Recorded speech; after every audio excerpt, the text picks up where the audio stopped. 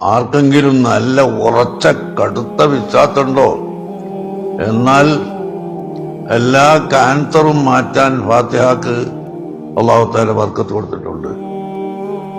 Cancer രോഗമുള്ളവൻ, അല്ലെങ്കിൽ kidney ഉണ്ടായവൻ, മറ്റു വല്ല ശക്തമായ രോഗമുള്ളവൻ, അവനൊക്കെ 20 പ്രാവശ്യം ഫാത്തിഹ ഓതുക.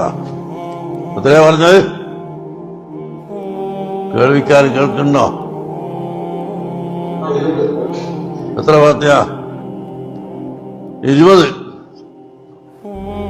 20 ഫാത്തിഹ നിസ്കാരത്തിന്റെ ശേഷം ഓതുക. 40 ദിവസം തുടർച്ചയായിട്ട്. 39 ആയാലും പറ്റൂല.